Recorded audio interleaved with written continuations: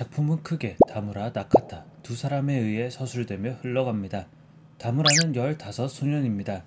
엄마와 누나가 어렸을 때 자신을 두고 떠난 날을 기억하고 있으며 그 일로 아버지를 크게 증오합니다. 아버지는 유명한 조각가지만 가족을 보살피는 데 소질이 없고 그들을 망치는 데만 관심이 있어 보이죠. 다무라는 15 생일이 되는 날 가출을 감행합니다. 도쿄를 떠나 아무 연고가 없는 시코쿠 지역의 다카마스로. 그는 가장 하드보일드한 15살이 되어야 한다고 자신을 끊임없이 되뇌입니다. 나카타는 도쿄에 사는 수수께끼의 노인입니다. 고양이와 대화할 수 있는 신비한 능력을 가지고 주인이 잃어버린 고양이를 찾아주며 살해금을 받아 근근히 생활하는 사람이었죠. 그는 어렸을 적 불의의 사고로 지적 수준이 크게 떨어지는 장애를 겪습니다. 그럼에도 성실함이 바탕이 되어 전통 가구를 만드는 회사에서 오래 일하기도 하지만 공장이 망하며 그는 실업자가 됩니다. 설상가상 돈 관리를 받던 친척이 형편이 어려워지자 돈을 들고 도망가며 나카타의 형편은 더 나빠집니다. 다행히 지사님이 보조금을 챙겨주고 고양이 찾기 아르바이트가 나름 쏠쏠하여 사치를 부리지 않는 그는 그럭저럭 살 수 있었죠. 아무 연관이 없어 보이는 두 사람은 한 살인사건으로 연결됩니다. 다무라 아버지의 죽음 혹은 조니 워커의 죽음으로 말이죠. 고양이를 마구 학살하며 그 시체를 전시까지 하는, 그리고 고양이의 심장을 먹고 원혼이 담긴 고양이로 피리를 만든다고 하는 조니 워커를 보며 나카타는 그의 소원대로 숨통을 끊어줍니다. 동시에 다카마스에 있던 다무라가 정신을 잃었다 깨어나는데 공원에서 깨어난 그는 피범벅이 되어 있습니다. 다무라는 자신이 기억을 못하는 사건이 있는지 불안해하지만 물리적으로 그가 아버지를 죽일 수는 없습니다. 하지만 아버지의 죽음과 얽혀 도쿄로 돌아가기 싫었던 그는 우연히 알게 된 사쿠라라는 여자의 집에서 하루를 머물고 주변에 있던 코무라 도서관에 신세를 집니다. 그곳에는 오시마라는 친절한 직원이 있었고 도서관 주인이던 사이키 역시 그의 사정을 듣고 도서관에 머물게 해줍니다. 물론 잠시 동안은 오시마의 산장 속에서 며칠 지내야 했지만 말이죠. 다무라는 그곳에서 이를 도우며 착실히 살아갑니다. 동시에 그는 사이키가 자신의 어머니라는 확신을 가집니다. 그러자 아버지가 자신에게 했던 오이디푸스 신화적 예언인 너는 아버지를 죽이고 어머니와 누나와 관계를 가질 것이다 라는 말이 맴돕니다. 결국 다무라는 조금은 다르지만 아버지의 예언대로 행하게 됩니다. 나카타는 조니 워커를 죽이고 자수를 하지만 정신적으로 문제가 있는 노인의 말을 경찰은 믿지 않았고 나카타는 갑자기 해야 할 일이 생긴 사람이 되어 서쪽으로 여행을 시작합니다. 그 과정에서 트럭 운전수인 호시노와 만나게 되고 입구의 도를 열고 보통의 나카타로 돌아가야겠다는 이야기를 합니다. 이는 쉽지 않았지만 위기의 순간 샌더스 대령이 그리고 고양이가 나타나 이들을 돕습니다. 그들은 입구의 도를 열었지만 무엇을 해야 하는지는 잘 몰랐습니다. 주변을 렌터카로 돌아달라는 나카타의 부탁에 호시노가 일주일가량 돌던 도중 코무라 도서관을 찾게 되며 나카타는 자신의 목적을 알게 되죠. 그 후로도 이야기는 불가사의합니다. 나카타가 다녀간 뒤 갑자기 죽어버린 사이키, 그리고 집에 돌아와 잠들듯 죽어버린 나카타. 호시노는 난감해하지만 입구의 도를 닫아야 한다는 나카타의 사명을 받들어 뱀같은 괴물을 물리치고 입구의 도를 닫습니다. 과연 이 미스터리한 두 가지 이야기는 어떻게 결합이 되고 어떻게 결론이 나는 걸까요? 다무라는 운동을 좋아하고 문학적 소양이 있는 15 소년입니다. 하지만 아버지와 좋은 관계를 유지하지 못하고 어머니와 누나는 알 수 없는 이유로 떠나버렸죠. 나카타는 똑똑한 아이였지만 2차 세계대전 당시 알 수 없는 이유로 기절한 뒤 유아 수준의 지능에서 회복되지 못했습니다. 그런 그를 실패자 취급하며 그의 가족 역시 그를 무시하고 돌보지 않았죠. 대척점에 서 있는 것 같은 두 사람이 연결되는 첫 번째 고리는 지역입니다. 도쿄 나카노구 지척에 살고 있다는 게 두 사람이 뭔가 얽힐 수 있는 부분이 있다는 암시를 줍니다. 물론 아버지를 비롯해 가족과 사이가 원만하지 못했던 건 역시 하나의 이유겠죠. 두 번째가 훨씬 더 중요한데 이는 한 남자의 죽음입니다. 그 남자의 정체는 다무라의 아버지인 동시에 고양이 학살범입니다. 조니 워커가 다무라의 아버지인지는 아주 정확하게 짚어주지는 않습니다.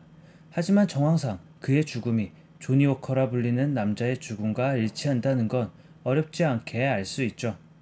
나카타는 조니 워커를 죽이고도 실감이 나지 않는 듯합니다. 자신이 누군가를 죽였음은 확실히 인지했으나 자수를 해도 거절당하고 혼란스럽기만 하죠. 오히려 그 허무맹랑한 이야기를 이어받기라도 한 듯 기절에서 깨어난 다무라가 자신이 누군가를 죽였을지 모른다는 기시감 혹은 불안감에 휩싸입니다. 이 장면은 두 사람이 잠시나마 한 사람이 되었던 것이라 봐야겠습니다. 즉 아버지를 증오하고 죽이고 싶은 원한은 다무라에게 있었고 나카타는 단순한 실행범이 된 것입니다. 그가 눈앞에서 본 고양이 학살에 관한 이야기는 보도되지 않는 것으로 볼 때 환상에 지나지 않습니다. 오히려 무참히 누군가를 살해하고 억압했던 건 다무라의 기억 속 아버지의 모습이었죠. 나카타가 자수를 해도 처벌받지 않았던 건 어눌한 말투의 노인이 그럴 일 없다라는 선입견이 작용한 것이겠지만 그를 죽이게끔 만든 게 나카타 본인이 아닌 다무라였기 때문입니다. 물론 수사가 진행되면 나카타는 살인자가 되겠지만 적어도 이 흐름 안에서 진짜로 조니 워커를 죽인 건 나카타가 아닌 다무라가 되는 것입니다. 그래서 작가는 면죄부를 줍니다.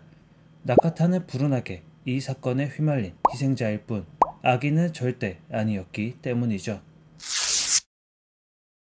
그런 나카타는 사이키와 만나게 되고 두 사람 모두 죽음을 맞이하며 이야기는 또 다른 국면으로 접어듭니다. 사이키의 경우 사랑하던 연인을 잃고 빈 껍데기로 살아왔습니다. 그는 자신이 살아온 인생에 대해 유서처럼 작성하고 그게 완성될 때 나카타가 나타납니다. 그녀의 존재 이유는 삶을 기록하는 일이었습니다. 그 기록은 그녀의 부탁에 의해 재가 되어 사라지지만 누군가의 기억 속, 그러니까 다무라의 기억 속에 깊이 낙인 찍힙니다. 그로써 그녀는 삶의 이유를 다했기에 미련 없이 잠자듯 세상을 뜨게 되죠. 나카타는 어렸을 때 겪은 불행한 사건으로 무언가를 상실해버립니다. 그는 이 길의 끝에서 보통의 나카타를 찾게 될 거라 하지만 그런 삶은 이쪽에 없습니다. 저승에 가야만 그는 어렸을 적 영특했던 모습으로 돌아갈 수 있는 것이죠. 그래서 그는 모험의 끝에서 보통의 나카타가 되기로 합니다. 즉 삶을 떠나기로 한 것이죠. 두 사람 모두 미련 없이 혹은 행복하게 세상을 떠났습니다. 그것은 이들의 삶이 불행했기 때문이기도 했지만 그들이 원하던 시점에 이르렀기 때문입니다. 사이키는 기록으로서, 나카타는 경험으로서. 두 사람은 기록과 경험으로 대변되는 캐릭터지만 동시에 과거의 통념으로 해석할 수도 있습니다. 이들이 놓고 온 행복은 굉장한 과거 속에 잠들어 있습니다. 이들은 옛날 일을 아름답게 추억하지만 동시에 그 일 때문에 앞으로 나가지 못합니다. 비슷한 자리에서 발구르기만 할 수 있던 이들에게 놓인 미래는 없습니다. 다소 뜻밖이긴 해도 두 사람이 죽게 된 건 이들이 머물 공간이 이 세상에는 없다는 의미이기도 하죠. 그렇다고 사이키와 나카타의 삶이 무의미했던 건 아닙니다. 이들의 죽음은 각각 다무라와 호시노라는 현재로 계승됩니다. 이들은 가까운 사람의 죽음으로 세상을 보는 다른 시각을 갖게 됩니다. 각각 질풍노도의 시기에 아버지와의 불화로 태생이 반듯함과는 거리가 멀어서 이들은 현재를 살고 있음에도 제대로 된 삶을 누리지 못했습니다. 하지만 이들이 좋아하던 누군가의 죽음과 기억은 이들로 하여금 현재가 더욱 매끄럽고 아름다울 수 있도록 하는 동기부여가 됩니다. 그들이 사도를 걷는다고 할 수는 없어도 정도를 걷는 사람은 아니었습니다. 하지만 이후 펼쳐질 이야기는 조금 더 정도에 가까워지리란 건 자명한 사실이었죠. 까마귀라고 불리는 소년도 특이한 등장인물입니다.